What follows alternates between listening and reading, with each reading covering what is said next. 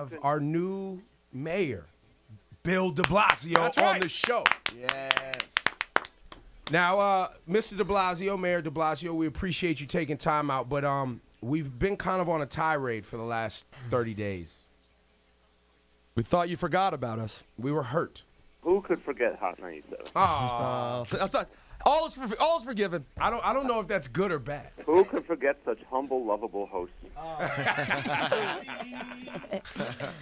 So, Rosenberg, you, Mr. de Blasio, we're going to get into stop and frisk. Obviously, that's a big topic for you. But Rosenberg, in your neighborhood, you've been going through some stuff that you wanted to get some insight from the mayor on. Yes, I live right at 96th and Broadway.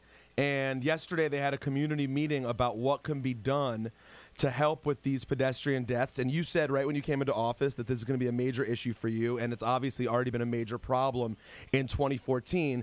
And so they threw out a few ideas yesterday, but I wanted to hear directly from your mouth any ideas you might have of things we can do to cut down on these pedestrian deaths. Particularly, I'm interested in that intersection, but all over the city, of course.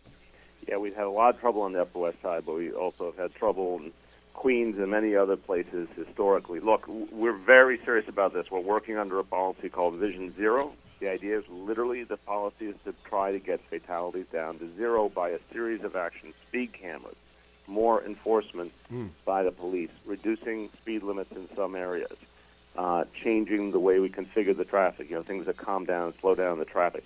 A lot of different pieces, and what we did is our police department is going to be front and center in this, and something that our new commissioner, Bill Bratton, really believes in. The number of traffic fatalities last year was very, very close to the total number of murders. That's how serious the problem has It was like gotten. 137, I think. Wow. No, it's even higher. It's in the high 200s. Wow. And the murders were around 330. So we have a situation here where, thank God, and due to the efforts of the NYPD, crime has gone down, murder's gone down, traffic fatalities have gotten quite intense, and part of it is more cars than ever in our society, people who need to realize just how careful they have to be when they're driving. So we're going to help them. There's going to be a lot more enforcement. And when we fully implement this in the coming weeks, you're going to see a big change. And I want to say this is all of the agencies that are relevant here, Department of Transportation, but especially NYPD is very bought into this idea. And could there be speed cameras? I've been saying, I think for that intersection in particular, you get off the West Side Highway and people fly. Why couldn't there be a speeding camera between... Right there at 96 before Broadway. Before you get to Broadway and on the other side between Amsterdam and Broadway? Well, here's what we're doing. We have some we put in that we then, in recent days, turned from cameras that give a warning to cameras that give a very substantial fine if you go through the red light. We've got a bunch more we're going to be putting online soon. But here's the bottom line. We need the legislature in Albany to give New York City the right to put in as many as we need. It's really become a fundamental problem in our city, and I think, as with many things, Albany should not stand in the way of us doing what we have to do to protect our own people. So there's going to be a lot more intersections that we've had problems with that we hope to have speed cameras and other types of enforcement and more police presence. Well, you heard it, Mayor de Blasio. Speed cameras are coming to a neighborhood near you, but also pedestrian responsibility. There's also opportunity for people to take responsibility and get their ass out the street at 4 in the morning standing in the median. I agree. Because there is a lot of that as well. Mayor de Blasio, stop and frisk talk. What is happening right now? What have you done? And what can we expect as the people of New York City with this stop and frisk thing? Well, this is another area where I've been really honored to work with Commissioner Bratton and with the city's top lawyer, Zach Carter, to change what was a broken policy. In the previous administration, stop and frisk was overused. It was driving a wedge between police and community. And let's face it, huge number of young men of color, absolutely innocent, were being stopped for no particular reason, and it was undermining the relationship between the police and the community. What we're doing now, we just yesterday announced that once the federal judge approves, we're going to settle the main lawsuit in terms of stop and frisk. We're going to drop the city's appeal on that. We've come to agreement with the lawyers representing people all over the city who have been unfairly treated by this policy, that there's going to be a federal monitor for the next 3 years. There's going to be some measures taken for immediate reform. And we believe when you put all this together, including our new independent inspector general for the police department, we think it's going to help us to get to an entirely different approach driving down crime while improving the relationship and the respect between police and community. By the way, Bill Bratton did that very thing in Los Angeles. He's done it before. He knows how to do it. I'm really pleased to say that there's total unity in how to get this done. And now, in fact, the lawsuits are ending because of what we're doing in terms of changing the policy. So in very direct terms, when does that mean that this could potentially be really different for the, basically for the young men of color walking around this city?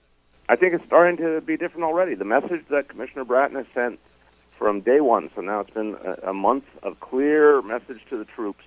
He set a very important kind of model of what he believes in. He says policing should be constitutional, should be respectful, should be compassionate.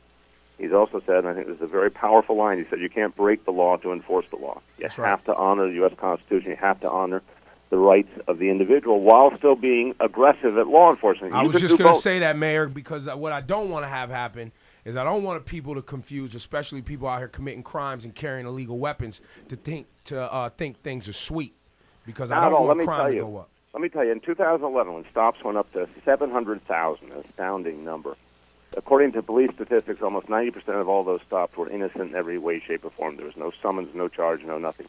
Take all that time and energy and focus it on actual criminals. That's right.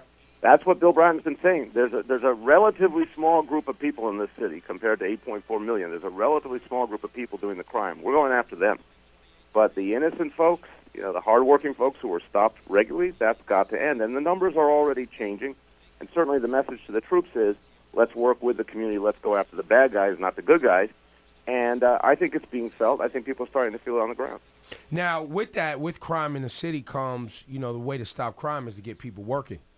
Do you have a plan now that we've heard minimum wage is going up? When does minimum wage go up here in New York City?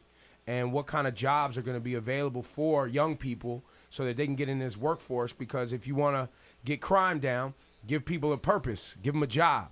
Well, that's absolutely right. The president's entirely right on the need to raise the minimum wage further. I mean, we just see with the reality of our economy and what a dollar buys, and people need more if they're going to be able to take care of themselves and their family. Here, the problem is we're still, again, under the control of Albany. So Albany changed the minimum wage, but it's going to phase in very slowly. I think New York City should have the right to set its own minimum wage. I think we should always be ready to change the minimum wage upward when there's inflation and keep it real, connected to people's lives and the real cost of things. But that's something we still have to fight for and win. One of the things we're trying to do right now are use the fact that the city of New York spends a lot of money on a lot of different things, subsidizes a lot of companies. We want to increasingly require those companies to pay a living wage, an even higher level wage, when they get a city subsidy. We're going to be moving a lot of money over into the city university to try and get people either 2-year or 4-year degrees in technology and other areas that will actually allow them to get higher paying jobs, many of which exist right now in New York City, but a lot of our residents don't have the specific training to get them. If CUNY could provide more of that training and affordable cost, many more everyday New Yorkers could get better paying jobs. So that's one of our priorities, is shift money over to CUNY.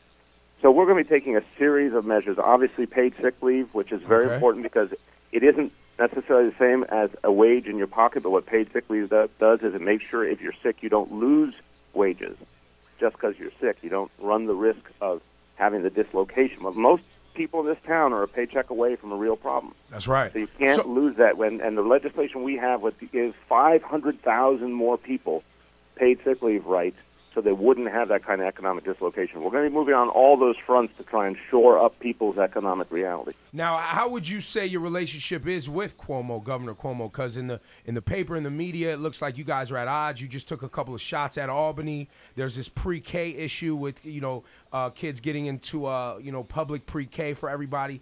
Where's this relationship going? What are we looking for here? Look, let me just say on the pre-K, my wife, Charlene, and I are public school parents for the last 14 years. Dante is a junior in high school. This is very personal for us. We believe... Afro son! Afro son! Yes, he is. And it is extraordinary, I just want to say. I see him working on it every day. It's a work of art.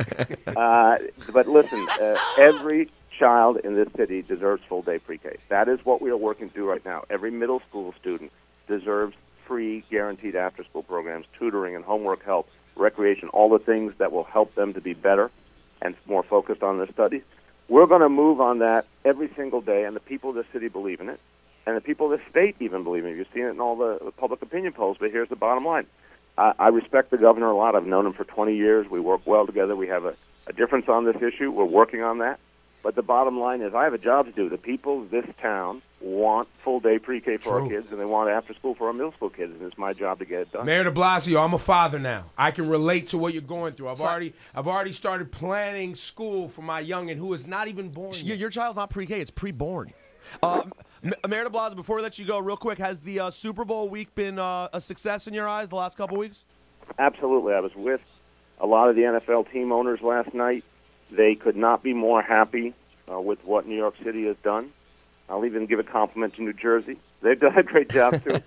And, look, this is a big deal. The NFL took a chance. They took a chance on New York, New Jersey. They said, we're going to do an outdoor stadium in a cold weather climate. And this, to me, I'm a football fan. I think football is supposed to be played in an outdoor stadium. I couldn't agree more. I like this guy every second he talks right now. Who do you like on Sunday? Can you give it? I read that you're staying home and watching it just like the way most New Yorkers are. We appreciate that. Who do you like on Sunday? Denver's favored by 2 points, in case you're wondering. First of all, I always favor the underdog. Second of all, I love what Seattle does. I love what they do. So I respect Denver. I respect Peyton, but I like Seattle. We got it. Now listen, de Blasio, that begs the question, Mayor. These are both legalization states, marijuana.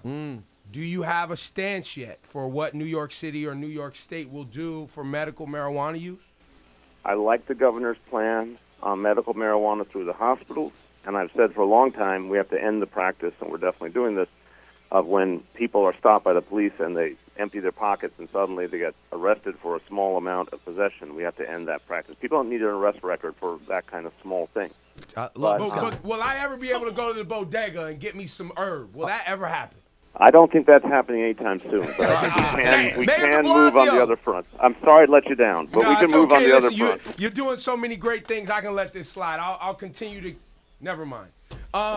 Easy. That's our mayor and you're a father. Listen, give yourself a grade, de Blasio. How would you grade your first 30 days at work? Well, look, we have so much to do, but I feel great about the team we've put together. I feel great that we're moving already on paid sick leave, that we're moving already on ending the overuse of stop and frisk, that we're moving on full-day pre-K and after school. So I like the momentum that we've created. We've got a lot more to do. All right, so what would you say? Come on, I need a grade. I don't do those number grades, but I'm satisfied as a strong start. But I know we've got a lot more to do. Satisfactory. All right, satisfactory. Mayor de Blasio, ladies and gentlemen. Anyone else have anything? Lord Style, Cypher Sounds. Before we let him go, Cypher, don't ask him to be on your improv show. Don't. Have you ever heard of improv comedy, Mayor? I've heard of the concept. It sounds like a dangerous question. Thank you, Mayor. Thanks, Your Honor. You be well. Have a great one. Call anytime, and don't leave us hanging next time we reach out. I will make sure to be a more regular guest. Thank you.